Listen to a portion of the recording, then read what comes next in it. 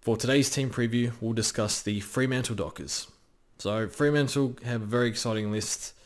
By the way, just quickly, it is really hot in Adelaide, but I had a cold shower and not coping the best, so chucked the Target jacket on. So yeah, apologies for that. But nonetheless, Fremantle's list in a very interesting spot. Have a few... I think they had such a great 2021 draft rather.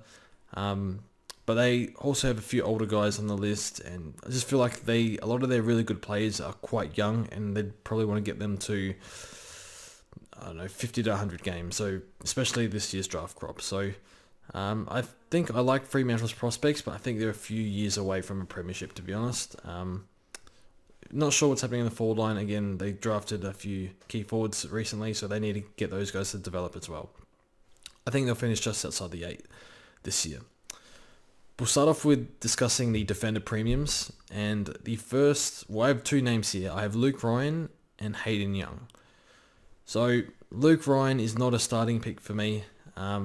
Just his durability, I write him off most years. He was great, I think he was All-Australian in 2020. Sort of wrote him off at the start of the year because durability issues, but shortened games sort of helped him probably a bit, but had a great season nonetheless.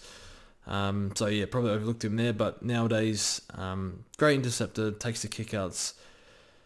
But again, durability is not great when we have durable alternatives. And his averages with Hayden Young in the team in 2021 was 89 and 106 without. So he's still that good, capable scorer. However, with Young coming in, using him to rebound a bit more, taking kickouts, the numbers are there. He scores worse with Young in the team. So I think probably don't need to touch more on Luke Ryan. Maybe an upgrade target later on if he somehow improves the average with Young and he gets at the right price. But I'd be surprised if he did up that average with Young. But with Young, so he's 420k, pretty much I guess you could say he's a mid-pricer, but 400k plus for these videos we're doing premiums. So we know in his draft, scored really well, really, really good ball user, lethal kick, one of the best kicks in the league already when he came in. But too many soft tissue injuries. I think with the Hayden Young pick, you got to look beyond just the scoring power. And he's only third year as well, so has had interrupted pre-seasons before.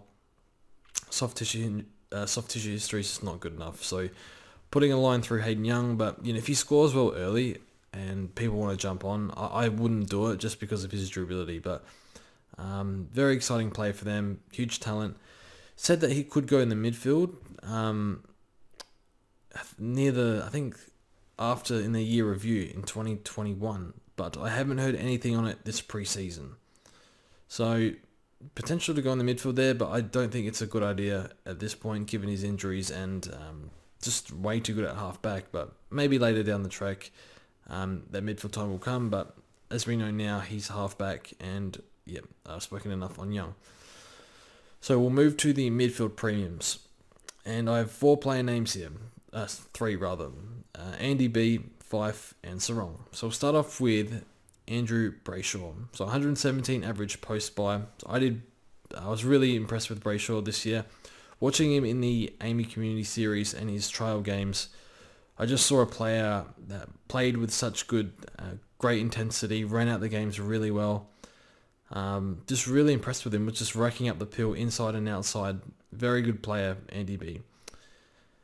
The issue with him is his time on ground is still not good enough. I believe it was in the 70s. I remember first month or so after I brought him in, I think around 5 or 6.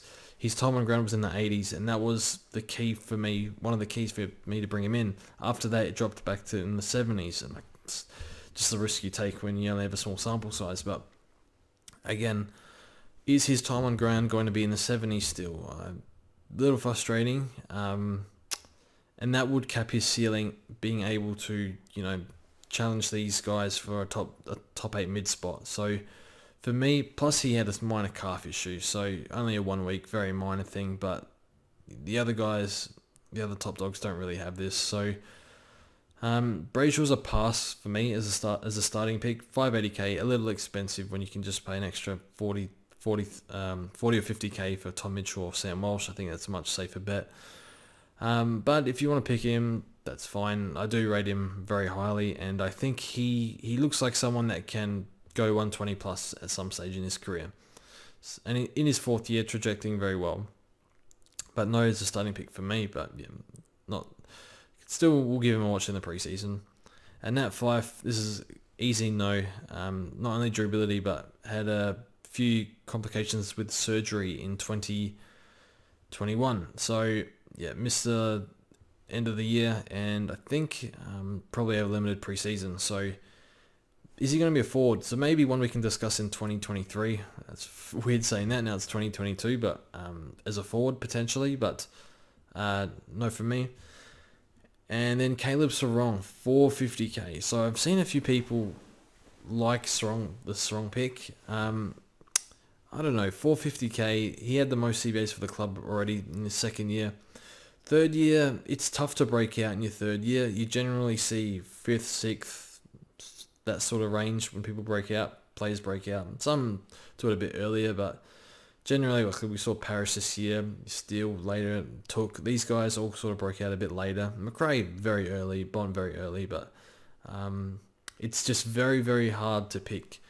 And we saw great form in his last month, but, very inconsistent scores in the first half of the year. And he's a young player. You can't really expect much more from him.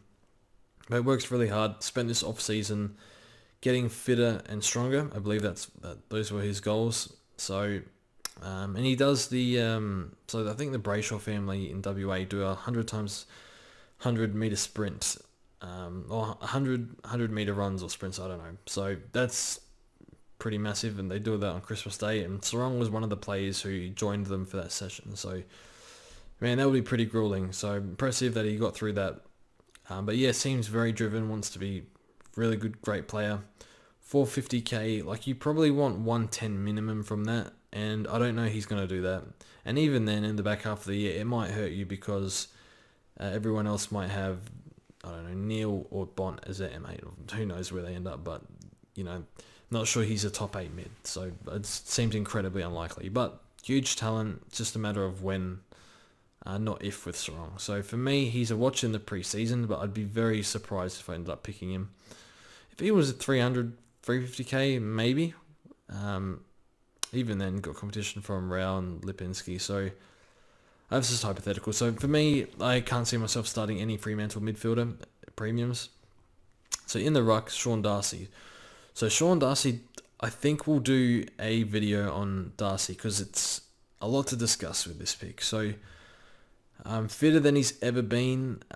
Did that PT work with the famous TikToker, I think Body Magic, Magic or something like that. So yeah, looking fitter, having a good preseason so far. Has had minor soft tissue injuries here and there, probably mine in 2021. Prior to that, had a few issues here and there. Couldn't ever get to over 20 games, but managed to do that. Was injured in the last game. It was about 4 games. I thought he was going to be subbed off, and he didn't end up getting subbed off. It's this is really hard, I think, because his point scoring power is just enormous. We saw that with back-to-back 190s. The interesting thing is, do they play Lloyd Meek, who I think is a good ruckman, capable ruckman. So he's 260k. He in his waffle stats are 15 disposals a game, 35 hitouts. In the waffle, I guess it's much easier. You're not versing AFL standard rucks, but nonetheless, disposals means he can do a bit around the ground as well, which is good. Do they play him together? Because they played Meek at the start of the year, and Darcy played a bit more forward, but I think he had some sort of niggle coming to the season. Did miss that game. And then in the back 5 games, Meek played. And so we're going to, just for argument's sake, the last 5 games, we'll say the last 4 games, because Darcy was injured in one of those games. He played injured, scored a 60. So his average with Meek in those 4 games in the back end of the year were 120. Had a 150 in there, but I think everything else was 120, 110, and 90, something like that. So with Darcy, Are we not going to get that 130 average? Are we just going to get a 120 if he plays with me? Could it even be less because it's only a 4-game sample size we're dealing with? So it's a tough one. And if you look at every game of the season, his average with Meek is actually 106, but there are some injury-affected games in there. So, yeah, it's a tough one. I think you still start him. It's just the ruck line is very, very complicated when you don't go set and forget. So it just gets, it can get messy. But I think what will happen is, I think the main thing in the ruck department, and this again for another video, but if Sam Hayes somehow wins the spot over Lysette or something happens to Lysette, then I'll probably forgo Darcy over Grundy. Just Grundy a bit more trustworthy, but nonetheless, it is a scary prospect going without Darcy. And if you don't have him, he could very easily hit 700 and you're just sitting there hoping your R2 can make enough money to help you get there. So highly likely I start Sean Darcy. But again, there's a bit more to dive into with Darcy. So we'll look at the mid prices now. Not going to look at the forwards because they don't have a single forward over 400k. So the mid prices, Walters 350k. I have here written never again. Don't care if he plays mid, never again. Burnt me a few times, I think twice, so never again, pretty simple. Doesn't seem as motivated, and I think he wanted to play midfield under Longmuir and he wasn't happy with that. Some reports about that, but yeah, anyway, move on. So Jordan Clark 330k, he's actually mid only, so I don't see how this works out as a good pick given he needs to average 100, but he's training at halfback, which is his natural role, so I think he can improve on that. But again, mid only with injury history, and couldn't break Geelong's 22, which was not the best sign, but I still think he would have been useful for them, provided that run and dash off halfback. I think they really needed that, but that's whatever, they didn't see it. And the other one is Will Brodie, 230k. So I haven't heard much on Brodie this preseason. This feels like a trap because I'm not sure if it's work ethic issues. And look, to make AFL, obviously you need a good work ethic, but to be good in the AFL, you need much more than that. And I'm not sure he has that. I know there was a report, so I read something, so someone on Big Footy, a watcher, said that Ryan Daniels said in his report, I think he did like a podcast or something, that he wasn't too impressed with Brodie and Valenti. So I trying to find the source for that. I couldn't find it, but that's what I read nonetheless. But yeah, a bit unreliable there. But 230k, Brodie got massive numbers in the VFL. Had a few 40-touch games, but is he one of those players that struggles at AFL level? He looked like he did at the Gold Coast to me when he got a few games there. So might get an opportunity early because Freo midfield is very, very young at the moment. So it's a hole with their chair as well. But they have a lot of guys, Erasmus, maybe Johnson, not too sure if he's ready or not. So we'll speak about them in a second. But there's a few guys that will want to take that spot. So we'll speak about some rookies now. So first rookie I have is a 123k defender mid, Nathan O'Driscoll, or I think we're going to call him O'Drizzy. Don't know how you can not be called Drizzy with that sort of name, but from what I'm reading, possible spot on the wing, 17 touches a game in the waffle.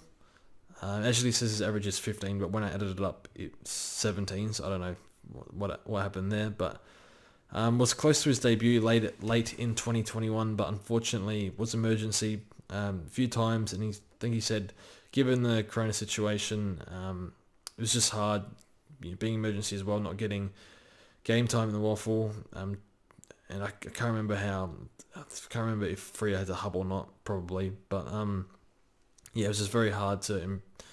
I think he said he lost a little bit of match fitness not playing for so long because it was emergency quite a few times in a row. So also had a limited preseason in 2021, but should have a full preseason in 2022. So hopefully he can play. I know they play Aish on a wing, maybe Tucker. I'm not actually sure. I think Collier, something like that.